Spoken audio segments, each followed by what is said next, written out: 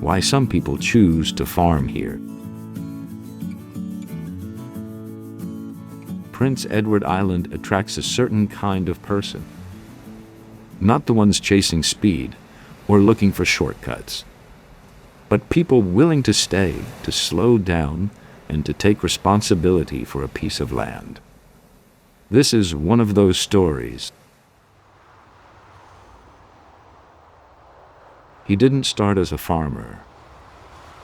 For many years, his life was far from open fields and quiet mornings. He worked in the technology industry, managing companies, traveling between countries, living mostly indoors under fluorescent lights and tight schedules. Even today, he remains the chairman of a technology company. Farming was never part of the plan. In the early 2000s, his family immigrated to Canada. Like many newcomers, they were simply trying to build a stable life, work, raise children, and find their footing in a new country. They settled in Vancouver. What changed his path wasn't a grand decision. It was a series of small, unplanned moments. A shared snack, a visit to a small store, a quiet exposure to ideas about ethical living, organic food, and care for life. At first, he only watched from the side. Years later, while commuting between Taiwan, China, and Canada for work, something shifted. He began helping friends source organic blueberries. Then he helped sell them.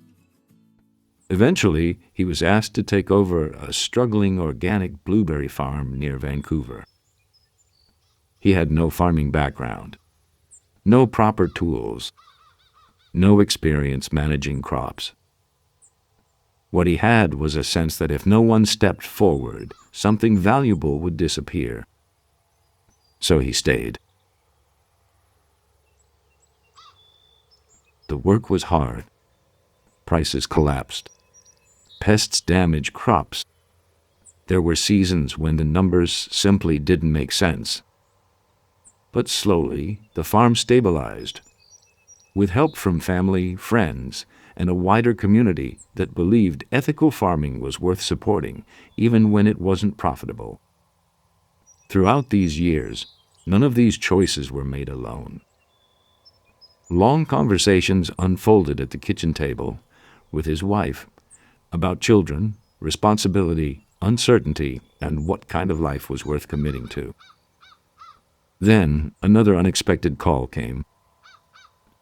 On Prince Edward Island, an apple orchard was up for sale. 16 acres, 2,000 apple trees. The orchard was far from Vancouver, on the opposite side of the country. Apples were harder to manage than blueberries, and the orchard was struggling. Taking it on would mean managing land thousands of kilometers apart, or letting go of what they had already built. Still, he couldn't ignore the question behind the offer. If this land were abandoned, what would happen to it?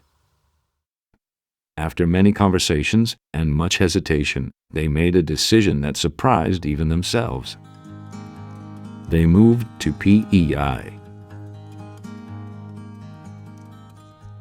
The first year, the orchard earned just $400. $400. There were moments of doubt about farming, finances, distance from family, and whether they had made a mistake. Then came the learning, pruning, soil care, sunlight management, disease prevention, trial and error, failure and adjustment.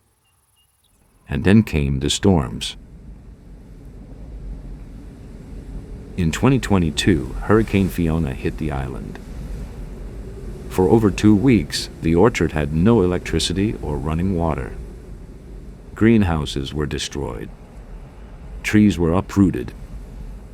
The only access road was blocked by fallen timber. But help came, quietly and quickly. Neighbors shared water. Friends crossed debris to bring supplies. Community members worked together to clear paths and save what they could. Fallen apples were not wasted.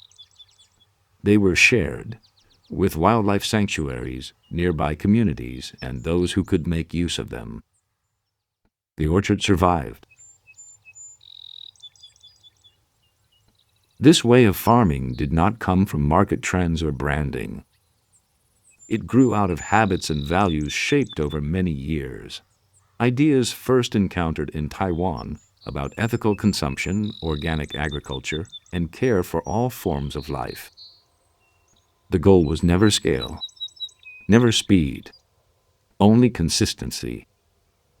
To farm without harming, to share rather than discard, to stay even when it's hard.